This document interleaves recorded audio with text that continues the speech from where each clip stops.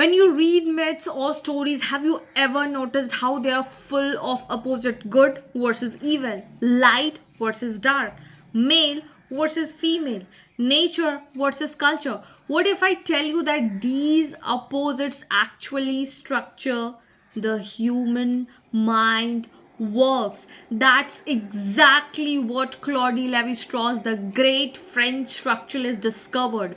So in today's class, we'll understand his fascinating ideas, binary opposition, myth, kinship, and see why he is called the father of structural anthropology. So hello everyone, I am Pooja Singh, your UGC net educator and gold medalist, your one-stop guide to UGC net English literature. So today's topic is one of the most expected questions in the UGC net. So if you are leaving this particular lecture, you are going to miss your mark. So Claude Lévi-Strauss, the man who applied Saussure's linguistic model into the myth and human culture, he showed that just like language, human thought itself like structure, and that structure is built on what? It's built on binary opposition. So without any delay, let's get started.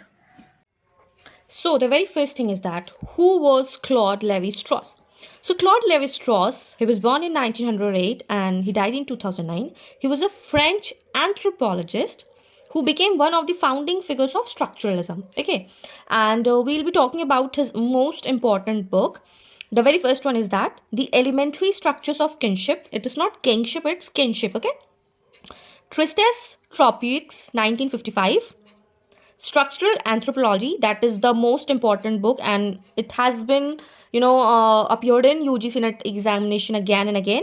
The Savage Mind, 1962, and Mythologies, 4 volumes, 1964 to 1971. Okay, so his revolutionary idea was the human mind is what? Universal, and structure, myths, customs, and kinship is a similar pattern everywhere. So we'll be talking about his most important concept. Okay, so if we talk about Lévi-Strauss as a structuralist, so he was deeply influenced by whom? The most famous Ferdinand de Saussure's idea that language is a system of differences. He said, just like words have meaning only in contrast with others, cultural meanings too are found through opposites. What does that mean? Means he's talking about the binary opposition. He's talking about that binary oppositions are the most important thing in language also, in meaning also, and in kinship also. And he was influenced by linguistic. So he said that in order to understand the language, it is only possible by what? By binary opposition. So he applied structuralist method to what? To human culture. He was analyzing myths, he was analyzing kinship system and social rules the same way as linguists study what? Grammar, right? Now, there was a UGC net question in PYQ. Who applied structuralism to anthropology? What does anthropology means? It is the study of social science of human beings. When you talk about human beings, social studies, social science of human beings. Okay. So, what is binary opposition? Very important concept by Strauss. So make sure you understand and write this in your copy. Okay. So the most famous concept by Lévi-Strauss gave us is binary opposition, and the idea of human thinking works in pairs. Always in pairs of opposite. Why? He said that anthropology says that every man thinks through opposites, through binary. He says life versus death, and this is the universal human concern. When we are saying that we are alive, that it means we are not dead, and that's why we are talking about being alive. Nature versus culture, that is the foundation of social thought. Everybody thinks in the same way. Even if I'm living in India, or the person who might be sitting in America, in Australia, in Canada, in Russia, they are also thinking the same way. They are also thinking if you are not living, you are dead. If there is morning, then if there is no morning, there will be no night. Just it will be morning. So to understand the opposite, we have to understand when there will be no morning, then there will be no night. If there is night, then only there will be morning. That what? Male versus female. What not a man is a female. So social roles. Raw versus cooked. With the thing which is not cooked is raw. So symbolic transformation in myth. So it is talking about that these opposites are not enemies, they are complementary. And meaning arises from their relationship between them. You can only understand the meaning of these when you understand the meaning of that. What is morning? What is night? What is morning? When there is no night. What is raw food? What is not cooked? So this is the understanding that in order to understand culture and society, he's saying you need to understand binary opposition, right? He says that in myths, raw food represents what? Nature and savagery. Okay, while cooked food represents culture and civilization. Then can you see the transformation of when just cooking? Transformation from what? Nature to culture. It is a universal mental process. This is universal and every human thinks like this same way. So you have to think, right? Similarly, in literature, if we talk about Heart of Darkness by Conrad, it explores the theme light versus dark. When you talk about Paradise Lost by Milton, he explores obedience versus rebellion. Who was the rebellion one? Do let me know in the comment section who was the rebel. Why was the rebellion was taking place? Who was the obedient? Okay, do let me know in the comment section. Okay, the Tempest explores civilized versus savage, and these binaries create meaning, and that's called the pure structuralism because it follows the same structure, right? And that is why when he was talking about the anthropology, he said that, being an anthropologist, he was concerned with how culture and society works on a structure. So that is why it becomes important to understand it. Okay, so I hope this binary position is clear. Now we are talking about kinship system. Before myths, Levi-Strauss studied kinship, that how people from families, marriages and alliance in different societies. He found that kinship too follows rules and patterns like grammar in language. Like he says, how we organize relationships, how we form our relationship with people. Either it is from blood, that we are born in the family, we follow that relationship, or the relationship we make through marriages, right? It will either be by blood or marriages.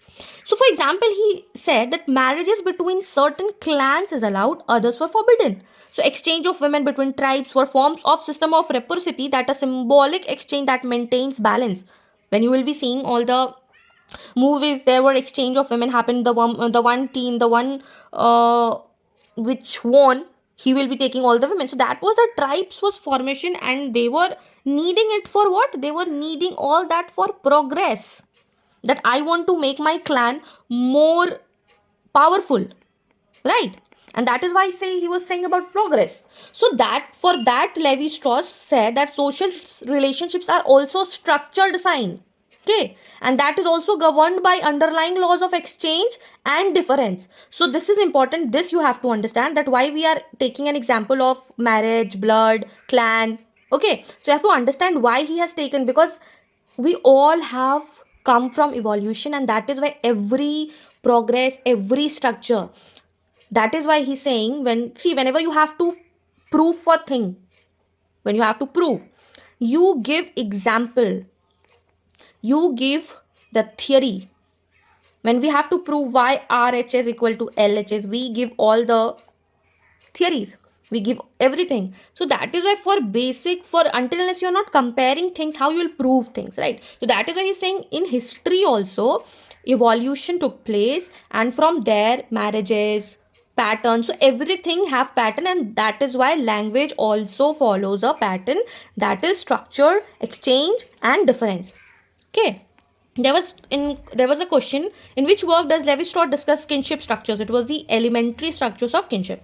Now we'll be talking about myth, structure of myth.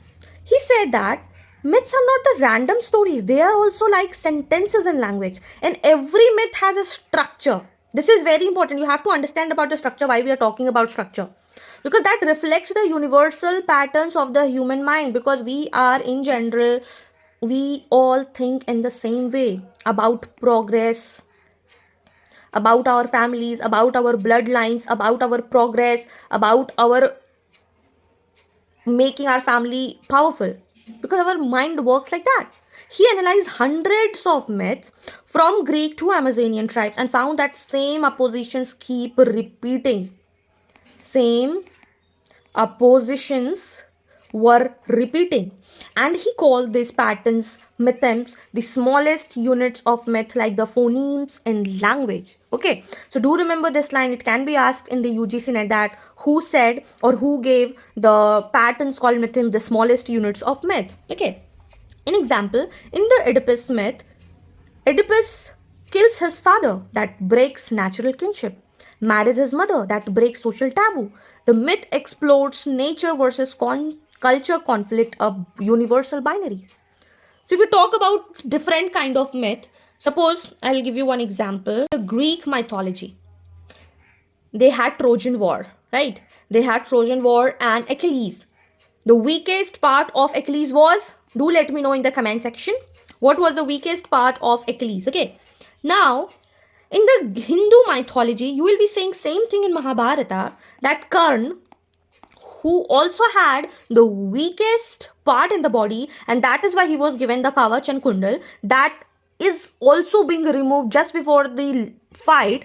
And that's why if you see the structure, the common structure in culture and society, it remains the basic certain. It has to follow the myth and kinship, and these are all common to all the culture and society, and the certain basic needs, and that what it follows. In the Bible also, there is a story of a fish that God came in the form of fish and rescued the people. That's called Noah's myth, right? Noah's myth. And then if you talk about in Hindus, they are also in the avatar of Matsya avatar, Vishnu Bhagwan came and took people to the new land. So if you will see, they are following the same basic structure. So this is, he says that it is basic to all the mythologies and need for, that is why we say all cultures need progress, and this is a basic structure for all of them. So that is why he says that, so myths, different cultures may look different. It might look Greek, if you talk about Greek, they are having Trojan War, very similar. If you talk about Hindu, Mahabharata, Karan, very similar. But deep down, they share the same structure. That's the hidden grammar of the human mind. We might be millions, trillions of mind, but the human psyche, the human mind works the same. They see progress, they see binary opposition, they see myth, they say kinship, they see the basic structure, right? So if you talk about Lévi-Strauss and literary theory, so Lévi-Strauss method inspired critics like Roland Barthes, Tesvetin Tordov, who started analyzing literary text as a systems of signs and structures, and these are the only thing that will help you analyze the text, right? Roland Barthes says that myths and stories both work by what? Transforming signs.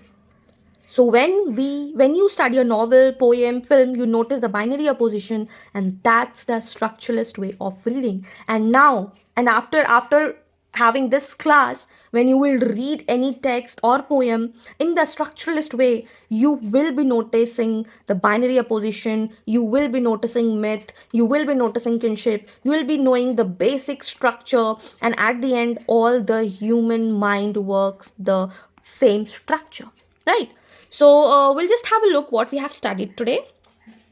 We studied who was Claude Lévi-Strauss, then Lévi-Strauss as a structuralist, then the important concept, that is binary opposition, then kinship system, structure of myth, then Lévi-Strauss and literary theory. Now we'll be following some UGC net question PYQ. This question was appeared in 2022. Who among the following is associated with the concept of binary opposition? That is Claude Lévi-Strauss. Question number 2. That was asked in 2019. The Raw and the Cooked is a work by Claude Lévi-Strauss. Then the last question is, the concept of mythemes was introduced by Lévi-Strauss. So that's the genius of Claude Lévi-Strauss. He saw whether it's the language, myth or society, everything has the underlying structure. And through binary opposition, myths reflects how humans everywhere try to bring order out of chaos. That was Claude Lévi-Strauss. That's it for today. If you found this video helpful, do not forget to like, share with your friends, and do subscribe for more such UGC net content. Till then, keep learning, keep shining. Bye-bye.